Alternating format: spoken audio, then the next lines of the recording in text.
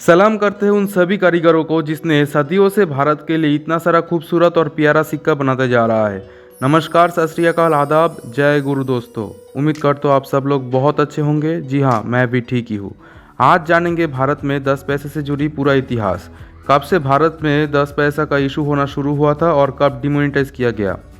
आज से लगभग 60-70 साल पहले किस किस मींट से इस कॉइन को इशू किया जाता था। पुराने 10 पैसे वाले सिक्कों में रेयर वैरायटी कौन सा है और आज की डेट में वैल्यू कितना है। आज की वीडियो बहुत ही इंटरेस्टिंग होने वाला है, तो चलिए शुरू करते हैं आज का इंटरेस्टिंग वीडियो।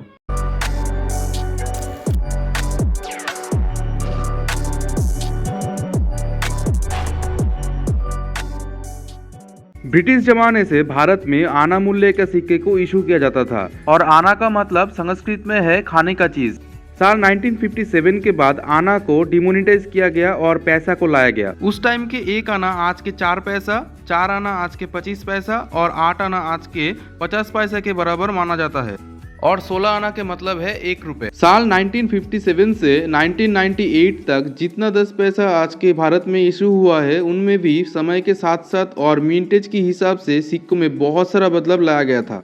साल 1957 से 1993 तक जो सिक्का इशू होता था उनमें एक सुंदर सा कार्व देखने को मिलता है एज में, और साल 1988 से 1998 तक राउंड एज वाले सिक्के इशू होता था।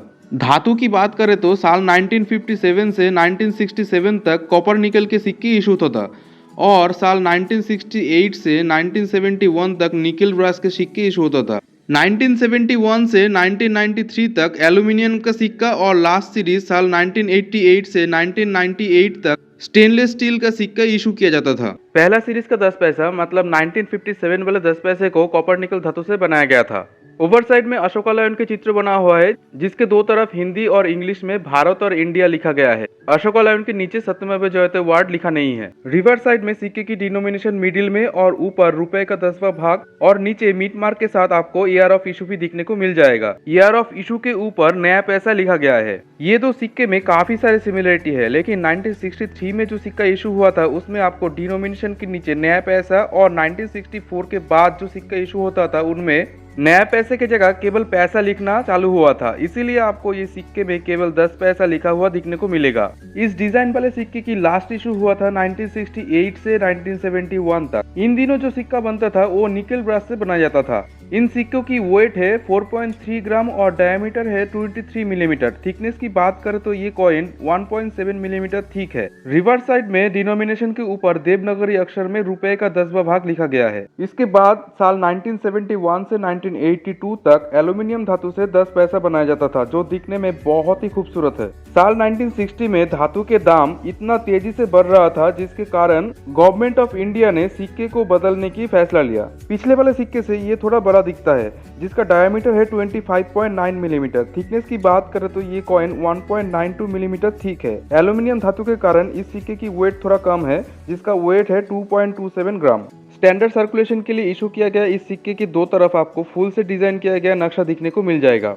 ओवर साइड में आपको अशोका लायन का चित्र देखने को मिल जाएगा जिसके दो तरफ हिंदी और इंग्लिश में भारत और इंडिया लिखा गया है। रिवर साइड में डिनोमिनेशन 10 लिखा गया है जिसके नीचे ईयर ऑफ इशू के साथ उसका मिंट मार्क भी दिखाई देता है।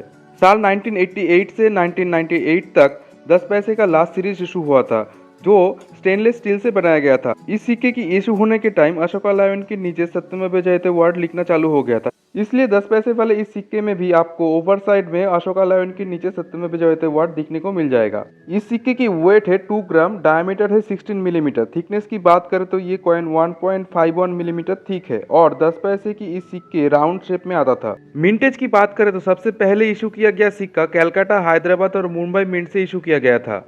मुंबई के सिक्के में डायमंड और हैदराबाद के सिक्के में स्टार या नहीं तो डॉट इन अ डायमंड देखने को मिलता है और कैलकाटा से इशू किया गया सिक्के में ये जगह आपको खाली मिलेगा। 1968 से 1971 में जो निकल ब्रास के सिक्के इशू हुआ था वो कैलकाटा, मुंबई और हैदराबाद से इशू किया गया था। 1971 से 1982 तक जो एल्यूमिनियम का सिक्के इशू हुआ था वो भी हैदराबाद, कैलकाटा और मुंबई मिंट से इशू किया गया था। मुंबई मिंट से कुछ प्रूफ सेट इशू किया गया था जिसमें मिंट मार्क की जगह बी देखने को मिलता है और लास्ट में स्टेनलेस स्टील का जो सिक्का इशू हुआ था वो मुंबई, हैदराबाद और कलकत्ता के साथ साथ रॉयल कैनेडियन मिंट से भी इशू किया गया था। इन पुराने सिक्के की वैल्यू की बात करें तो जनरल सर्कुलेशन में लाया गया ये सिक्का आपको एक्स्ट्रा फाइन और यूएनसी कंडीशन में 80 से 200 के भीतर मिल जाएगा। लेकिन साल 1988 में कलकत्ता से जो सिक्का इशू हुआ था उसमें और 1988 और 1989 में जो सिक्का रॉयल कैनेडियन मिंट से इशू हुआ था उसमें अशोका पिलर के दाईं तरफ हिंदी में भारत की जगह मारत लिखा गया है। ईयर और कॉइन के कारण ये सिक्का बहुत ही महंगा होता है। कॉइन एग्जीबिशन में ये सिक्का अच्छी कंडीशन में 2000 से 5000 रुपए में भी बिक जाता है। आप अगर कॉइन कलेक्शन में इंटरेस्ट रखते हो तो एक इम्पोर्टेंट बात आपके लिए, सबसे पहले और लास्ट में इशू किया गया सिक्के के सीरीज में से एक कॉइन को अपने कलेक्शन में रखने की हमेशा कोशिश कीजिए। ब्रिटिश जमाने में भारत में जो आना मूल्य के सिक्के को इशू किया जाता था वो साल 1957 के बाद डिमोनेटाइज किया गया और पैसा को लाया गया और भारत सरकार के द्वारा 10 पैसे को डिमोनेटाइज किया गया 2011 में। आपको अगर भारत के कॉमेमोरेटिव कॉइन के बारे में जानना है तो आप इस वीडियो को देख सकते हैं। उम्मीद करता हूँ आज का वीडियो आपको बहुत अच्छा लगा तो लाइक, कमेंट और शेयर के साथ साथ सब्सक्राइब भी कर देना। मिलते हैं जल्दी एक और एक्साइटिंग नोट या कॉइन के साथ, तब तक के लिए नमस्कार।